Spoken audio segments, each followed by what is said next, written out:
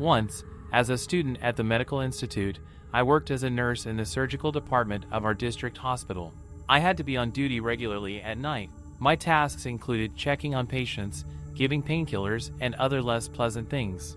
In case of serious problems, it was necessary to call the surgeon on duty, whose lair was on the floor below. In hospital wards, a flight attendant call system was installed, that is, a nurse a button next to the bed, and in the nursing room there was a remote control that, when pressed, began to scream a siren to the entire floor and lit an LED under the number of the ward in which the patient needed attention. We were usually on duty together, but that Saturday, Mary's partner, after an hour of texting with her boyfriend, began to whine and beg me to watch alone. I broke down for order and let her go until the morning. The department was half empty, there were no serious patients, the walkers were dumped for the weekend, and those who stayed were recovering and no problems were expected from them. Only recently, a guy was taken to an empty room from an injury after surgery. He was still under anesthesia and I assumed that he would not wake up until the morning. The duty was calm, as I expected. The patients were called only a few times. I gave an injection of painkillers, replaced a urine collection bag for a patient from urology and something else for small things. As it got dark, it became calmer. I stuck a match into the grill on the remote and pressed the speaker diffuser slightly with it to make it quieter. He did not have volume control, and when called, he screamed so that it could be heard at the far end of the corridor. The air raid siren was resting. He flipped through the newspaper Mary had left and threw it away. Then he took his laptop out of his bag and lay down on the couch, resting it on his stomach. The sofa stood in front of the window from the nurse's room to the corridor. The glass in this window was so wavy fluted, hospital-like, but through it, in principle, it was visible if someone was walking in a dark corridor. Now it was empty, the smokers had calmed down and no one else wandered to the toilet. I turned on some kind of tedious movie and started to pass out in the middle. Through a half-doze, I suddenly felt someone's eyes on me. Looking up at the window into the corridor, I vaguely saw a man behind it. Because of the corrugated glass, no details were visible.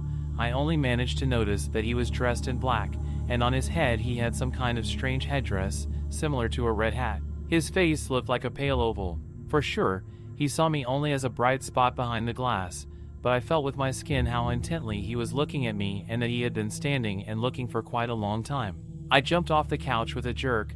The laptop flew to the floor. I frantically tried to catch it, but I didn't have time. When I looked at the window again, there was no one behind it. I picked up the laptop. It fell on my sneakers, which were standing next to the sofa, and it seemed to be intact. I examined it, found no damage. The credits of the film were playing on the screen. I put my laptop on a chair, put on my sneakers, and went out into the hallway.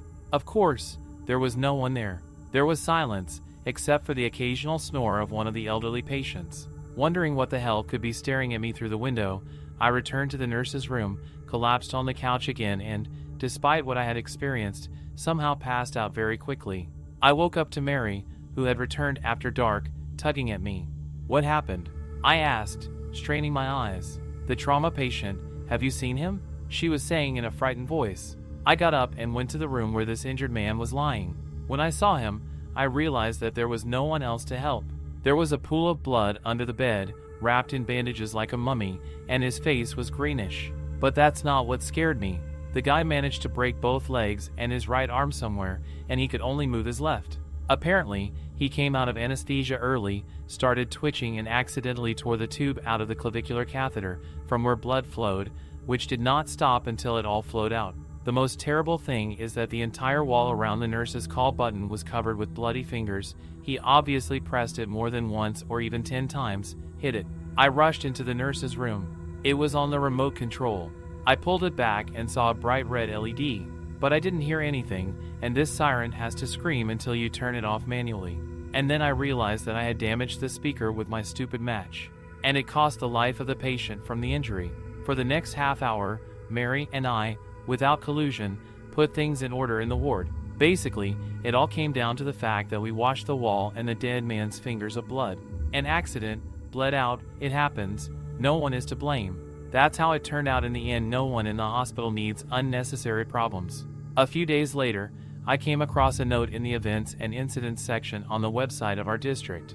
It said that last Friday there was an accident. A young motorcyclist crashed into a car that was turning through a double solid and died in hospital from injuries. There was also a photo from the scene of the accident. A mutilated motorcycle lies in a puddle of oil with the front fork wrapped somewhere under the engine, and an open bright red helmet lies next to it, the one that I mistook for a hat through the cloudy glass.